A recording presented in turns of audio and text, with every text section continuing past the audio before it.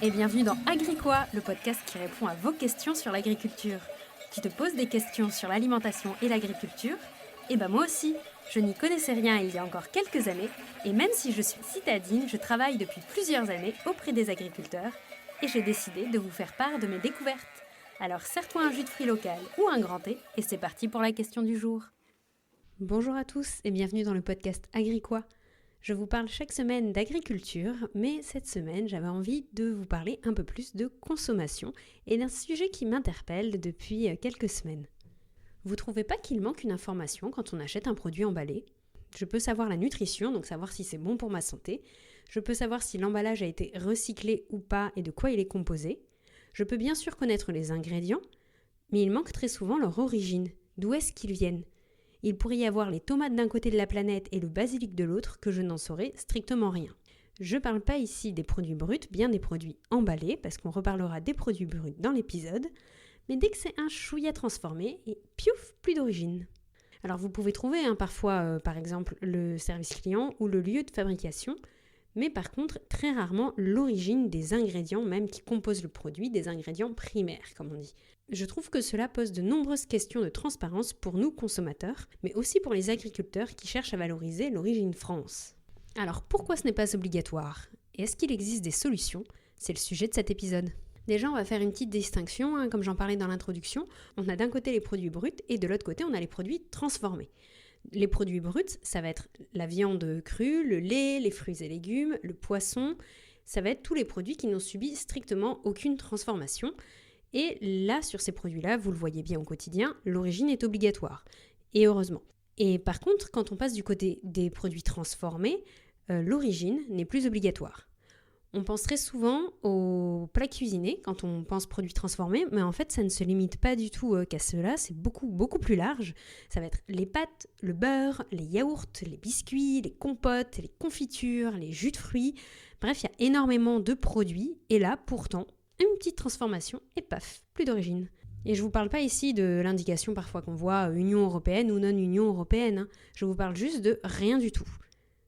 Il y a une petite exception qui est faite pour les vins et les bières, car c'est obligatoire pour cela, et c'est également, depuis peu, obligatoire également pour le miel, où il faut indiquer également la provenance du miel. Quand il y a notamment un mélange de miel, il faut mettre les différents pays d'origine. Voilà. Et donc cette règle de produits bruts, produits transformés, toutes ces règles d'étiquetage, c'est décidé par l'Union européenne, dans le règlement qui s'appelle INCO, I-N-C-O, de 2011. Et pourtant, on voit parfois sur les packagings, justement, origine France ou origine Union européenne, non-Union européenne. Alors, qu'est-ce qui se passe ? Pourquoi parfois c'est mis, parfois c'est pas mis ? En fait, en 2013, je pense que vous vous en souvenez, il y a eu le scandale des lasagnes Findus, avec la présence de viande de cheval dans des lasagnes affichées pur bœuf. Depuis cette période, la question de l'étiquetage des produits emballés transformés, elle est sous le feu des projecteurs, elle est fortement débattue. Enfin, le projecteur français. Et c'est là tout le problème aujourd'hui. En fait, en 2016, le ministère de l'Agriculture a décidé de lancer une expérimentation. Ça reste une expérimentation parce que c'est différent du règlement européen dont je vous parle. Cette expérimentation, elle consiste à rendre obligatoire l'affichage de l'origine des produits qui sont transformés à base de viande et de lait. Par exemple, pour la viande, c'était obligatoire de mettre le pays de naissance, d'élevage et d'abattage de l'animal pour la viande, quand la viande représente plus de 8% du produit final. Pour le lait, on pouvait normalement trouver le pays de collecte, de conditionnement et de transformation, quand le lait est présent à plus de 50% dans le produit final. C'était pas parfait non plus, parce qu'en fait, il est admis la notion origine Union européenne et origine non Union européenne. Mais bon, c'est toujours mieux que rien du tout, comme c'était le cas avant. Donc tout le monde était à peu près content de cette avancée, de cette expérimentation, ça marchait bien, tout le monde jouait le jeu, donc les associations de consommateurs en étaient contents, et nous, consommateurs, on commençait à le voir sur les étiquettes. Tout le monde était content, sauf un, Lactalis.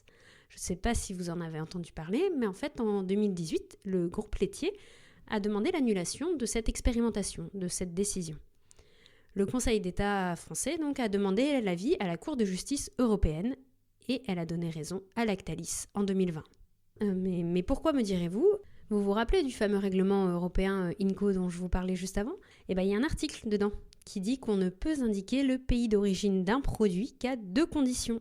il faut d'une part que la majorité des consommateurs attachent une importance significative à cette information. Ça, c'est pas trop difficile, je pense qu'on est tous d'accord pour dire que ça serait bien de savoir d'où viennent les produits qu'on mange. Par contre, c'est la deuxième partie qui pêche un peu. Il faut qu'il existe un lien avéré entre certaines propriétés d'une denrée alimentaire et son origine ou sa provenance. Et justement, l'expérimentation a été lancée sur le fait que les consommateurs voulaient savoir et connaître cette information, mais pas forcément sur le fait que le lait français était différent des autres laits européens ou des autres laits du monde entier. Donc du coup, Lactalis a gagné sur le fait que la France ne respectait pas ce second point de l'article. Et petit aparté, c'est aussi pour ça que l'origine est validée pour les labels de qualité comme AOP, AOC, Label Rouge, parce que c'est directement dans leur cahier des charges, si vous avez écouté les épisodes que j'ai fait dessus, que en fait dans le cahier des charges, il y a forcément la différence de leurs produits vis-à-vis des autres.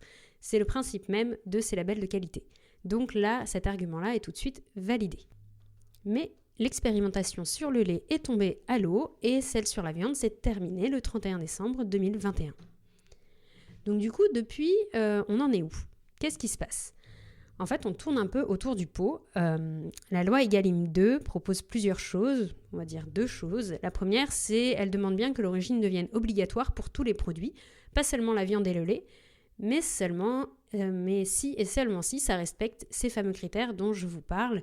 Et l'association de consommateurs UFC Que Choisir signale bien que c'est extrêmement difficile à prouver. Et la deuxième chose qu'il y a dans cette loi, c'est que si on met un symbole français sur le paquet, donc que ce soit le drapeau, une carte de la France ou autre, l'ingrédient principal doit être français. Sinon, il y a tromperie sur la marchandise. Ça, c'est pas mal aussi parce qu'on voit souvent que c'est vraiment un argument marketing et en fait, quand on regarde le paquet, il y a souvent, au mieux, origine Union européenne, au pire, rien du tout. Et donc, ils ont mis ça également dans la loi pour que ça devienne vraiment un argument et qu'on puisse prouver qu'il y a arnaque, quoi.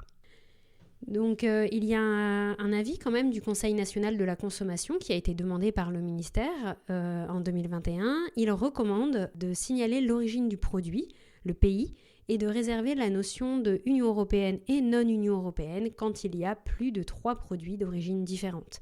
Mais cela reste toujours du domaine de la recommandation, alors à voir ce que ça donne. Alors, est-ce qu'on doit paniquer ? Selon le porteur de la loi Egalim 2, au micro de Radio France, dans une interview que j'écoutais, non, car le Made in France est un argument de vente et qu'en fait, les industriels vont continuer à afficher l'origine du lait et de la viande, même si c'est volontaire désormais. C'est en partie vrai parce que quand on regarde dans les rayons, j'ai regardé pas mal, souvent, voilà, pour la viande, c'est souvent indiqué. Le lait, je dirais peut-être un peu moins, mais ça y est quand même. Ils ont continué à le signaler. Fondamentalement, il y a aussi l'argument du prix, je pense, qui marche tout aussi bien que l'origine France et que du coup, il y a peu de chances que sans obligation légale, il y ait d'un seul coup tous les produits avec l'origine affichée clairement et lisiblement pour tout consommateur sans qu'on ait besoin de chercher la petite police 5 sur un côté du paquet. Et donc, ça nous aiderait beaucoup que cela devienne obligatoire, je pense. Et vous vous rendez compte que dans cet épisode, je n'ai toujours pas parlé des autres produits, parce qu'en fait, déjà, quand vous voyez le débat qu'il y a sur la viande et le lait, vous pensez bien que les autres produits transformés sont actuellement loin derrière. Moi, je me posais la question pour la confiture et les jus de fruits, par exemple, où il y a vraiment, normalement, un ou quelques fruits, quelques ingrédients. Mais là, il n'y a aucune obligation, donc pour savoir d'où viennent les pommes, les oranges, les framboises, bref, vous avez compris l'idée, il y a du boulot. Du coup, est-ce qu'il y a des solutions quand même ? Est-ce qu'on peut faire quelque chose sur le sujet ? Alors, à votre niveau, il y a 2 options, je dirais à peu près. La première, je vous propose de soutenir les produits où l'origine est mentionnée. Donc, il y a plein de marques qui le font. Moi, il y en a une que j'aime bien pour l'histoire, c'est qui le patron ? Je ne sais pas si vous connaissez. Ce sont des agriculteurs, des éleveurs laitiers qui étaient en difficulté et qui ont décidé de créer leurs produits, leurs briques de lait, avec une rémunération correcte pour les agriculteurs, affichée en clair sur le produit. Et en fait, pour chacun de leurs produits, maintenant ils en ont plusieurs, sur leur site internet, vous pouvez répondre directement à un questionnaire pour choisir le produit que vous voulez. Et notamment, dedans, il y a l'origine du produit, en plus de l'emballage, de la rémunération, etc. Mais il y a vraiment un travail de transparence sur leurs produits que j'apprécie beaucoup. Et c'est très pédagogique. Si vous voulez, n'hésitez pas à aller consulter leur site. Tous les cahiers des charges et les questionnaires sont disponibles en permanence. La deuxième chose à notre niveau, vous pouvez aussi utiliser l'application Yuka ou d'autres. Moi, par exemple, j'utilise Yuka, mais maintenant, ils ont mis l'origine dedans. Et donc quand vous bipez un produit, il est signalé si l'origine est communiquée ou pas, et d'où ça vient. Donc ça peut être aussi pas mal quand vous achetez des produits, si vous voulez choisir un autre produit parce que l'origine n'est pas indiquée, au moins vous pourrez trouver cette information plus facilement que retourner encore une fois l'emballage dans tous les sens pour tenter de mettre la main sur cette information.